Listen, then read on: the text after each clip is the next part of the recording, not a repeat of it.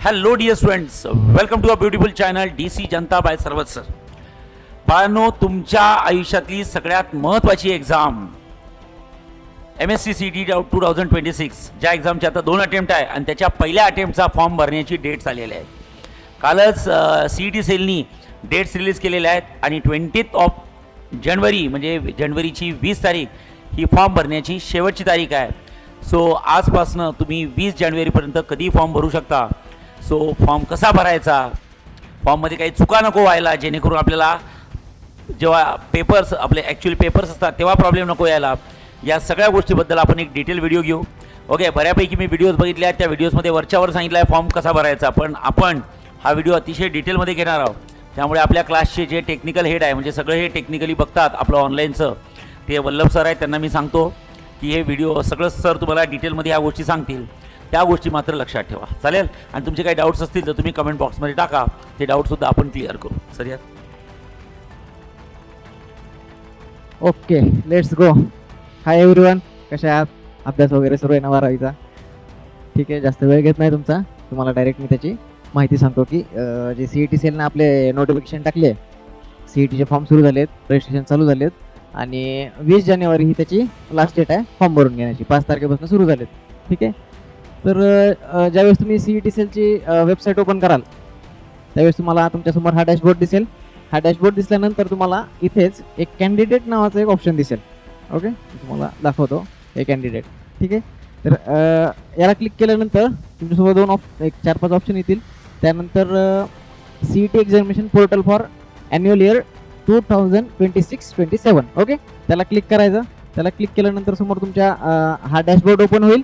Dashboard open झाल्याच्या नंतर एक साइन इनचा ऑप्शन दिसेल आणि एक न्यू युजर रजिस्टर पण दिसेल. हा मोबाईलमध्ये, जर तुम्ही मोबाईलमध्ये करत असाल तर हे तुमच्या खाली दिसेल. इथं हे न्यू युजर तुमच्या खाली दिसेल, एवढं लक्षात ठेवा. आणि जर लॅपटॉपवर किंवा PCवर करत असाल तर तुमच्या साईडला दिसून येईल ते. ठीक आहे, आता जर तुमचं रजिस्टर असेल, म्हणजे जे ड्रॉपर आहेत किंवा जे परत एकदा CETची तयारी करतायत आणि ज्यांना रिपीट फॉर्म भरायचा आहे, त्यांच्यासाठी हे साइन इन असेल जर त्यांनी ऑलरेडी लॉग इन केलं असेल तर. पण जे विद्यार्थी पहिल्यांदा CET देत आहेत त्यांच्यासाठी रजिस्ट्रेशन इज मस्ट आणि ते पहिल्यांदा तुम्ही करायला पाहिजे. ठीक आहे, तर आपण इथं बघून घेऊ. रजिस्टर करू. रजिस्टर केल्यानंतर तुमचा ईमेल ID, पासवर्ड, ठीक आहे, कन्फर्म पासवर्ड कन्फर्म करणे, full name, date of birth आणि रजिस्टर, एवढे तुम्हाला ऑप्शन येतील. ठीक आहे, आपण एक लगेच थोडंसं, आता माझं रजिस्टर झालं आहे ऑलरेडी, म्हणजे मी केलं तुमच्यासाठीच, मी दाखवतो तुम्हाला. ईमेल ID, पासवर्ड मात्र तुमचा ॲटलिस्ट काय म्हणतं हे बघून घ्या. ॲटलिस्ट 8 कॅरेक्टर पाहिजे. 8 कॅरेक्टर. त्याच्यामध्ये पण काय इन्क्लूड ॲटलिस्ट 1 अप्पर केस.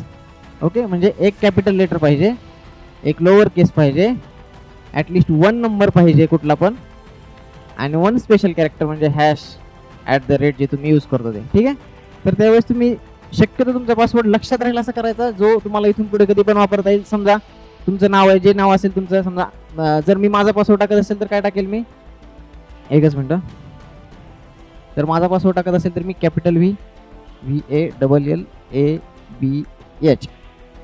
#123 असा पासवर्ड टाकेल, जेणेकरून, किंवा तुम्ही इथं तुमच्या सोयीनुसार कुठलाही टाकू शकता. तर जो तुम्हाला कायमस्वरूपी लक्षात राहील असा पासवर्ड शक्यतो यूज करा, जो तुम्हाला परत विसरणार नाही. ठीक आहे, ओके. आणि सगळ्यात महत्त्वाची गोष्ट, ईमेल टाकताना तुमचा ओरिजिनल ईमेल ID टाका, ज्याला तुम्ही सदा ओपन करताय, जो तुमच्या मोबाईलमध्ये लॉग इन आहे.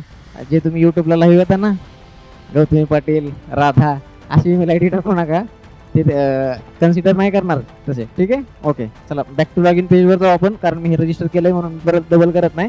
ठीक आहे, तुम्हाला मी साइन इन करून दाखवतो. ईमेल ID टाकायचं तुमचा.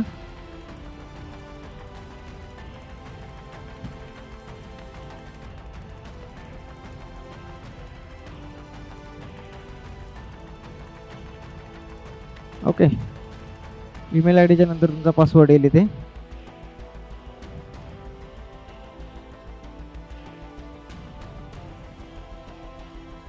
पासवर्ड आल्यानंतर तुम्ही डायरेक्टली साइन इन करू शकता. ओके, ठीक आहे. ज्यावेळेस तुम्ही साइन इन कराल, आता हे मी साइन इन केलंय, माझी अपर ID आहे, मी अपर ID क्रिएट केले आणि अपर ID क्रिएट केल्याच्या नंतर हा डॅशबोर्ड ओपन होतो. पण ह्याच्या अगोदर तुमच्या समोर ज्यावेळेस तुम्ही हे ओपन कराल त्यावेळेस तुमच्या समोर एक इथं ऑप्शन येईल की हे अपार आय डी तुम्ही जॉईन करा. इथे एक सेक्शन येईल की तुमचा आधार आणि अपार आय डी कनेक्ट नाही आहे, तर अपार आय डी तुम्ही अपडेट करा किंवा तुम्हाला डॅशबोर्डला जायला सांगेल कशाच्या डिजी लॉकरच्या. तर तुमची सगळ्यांची अपार आय डी ह्या गोष्टीसाठी खूप माहिती आहे. तर अपार आय डी काय आहे, काय असते अपार आय डी? तर अपार आय डी ही एक विद्यार्थ्यांसाठी आहे, तुम्हाला सांगतो त्याच्याबद्दल. ठीक आहे, तर अपार आय डी काय असते हे बघून घ्या. अपार I D simplify the process of credit recognition. ठीक आहे, ते असू द्या, त्याचा फुल फॉर्म वगैरे काय नाही. Automated permanent academic account registry. Okay, तर हे तुमचं डिजी लॉकर तुम्हाला माहित असेल, डिजी लॉकर या ॲपवर तुमची अपार आय डी क्रिएट करता येते. आणि ज्यावेळेस तुमची अपार आय डी क्रिएट होईल त्यावेळेस ती अपार आय डी तुमच्या डिजी लॉकर ह्या मोबाईलच्या ॲप्लिकेशनमध्ये दिसेल. तिथं तुमचं आधार कार्ड, तुमचे सगळे डॉक्युमेंट जे गव्हर्नमेंट ऑथोराईज करतं किंवा इश्यू करतं ते सगळे डॉक्युमेंट, तुमची 10वीची मार्कशीट, सर्टिफिकेट, सगळ्या गोष्टी त्याच्यामध्ये तुम्हाला दिसून येतात. तर ते असणं तुमचं कंपल्सरी आहे.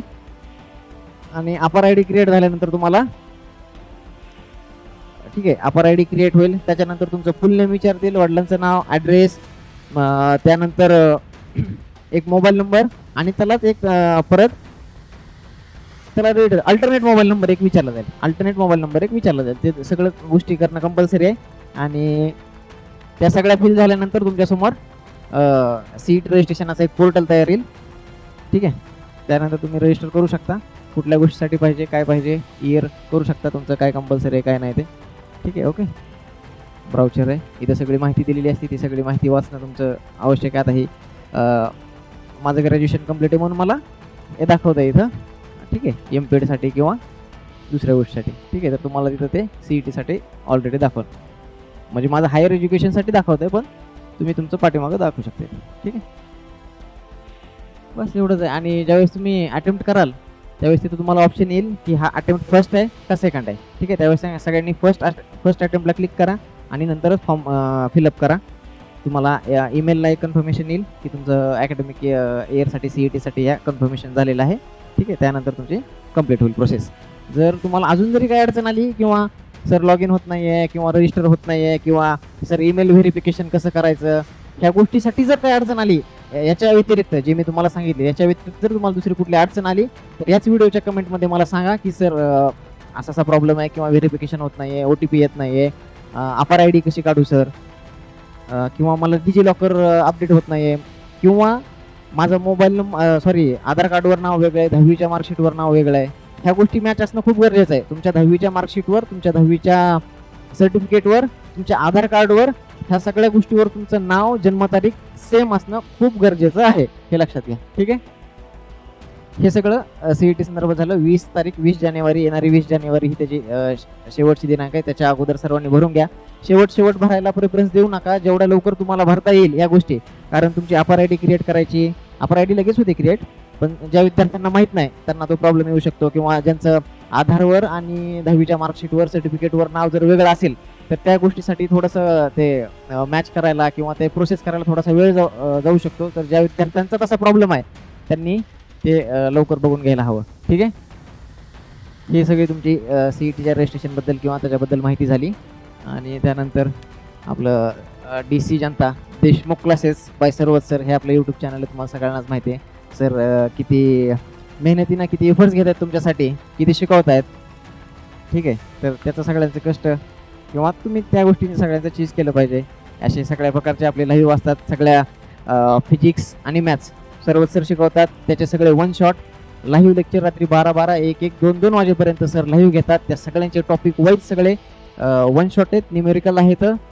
सर परत त्यानंतर तुम्हाला वेगवेगळ्या प्रकारच्या स्ट्रॅटेजी सांगतात की न्यूमेरिकल्स कसे सॉल्व्ह करायचे, फिजिक्समध्ये काय करायला पाहिजे, मॅथ्समध्ये काय करायला पाहिजे. ह्या सगळ्या गोष्टींची स्ट्रॅटेजी सरांनी आपल्या यूट्यूब चॅनलला घेतलेल्या आहेत. यूट्यूब चॅनलला आपण तुम्ही सबस्क्राईब करा.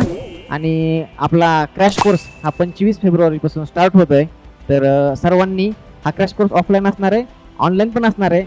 ज्या विद्यार्थ्यांना क्रॅश कोर्सबद्दल अधिक माहिती पाहिजे त्यांनी कमेंटमध्ये क्रॅश कोर्स असं टाईप करा त्यांना, किंवा तुमचा मोबाईल नंबर कमेंट करा, आम्ही तुम्हाला तुमच्यापर्यंत सगळी माहिती पोहोचवू. ठीक आहे, थँक्यू. जर अजून काही प्रॉब्लेम आला तुम्ही कमेंट सेक्शनमध्ये सांगू शकता. Thank you so much.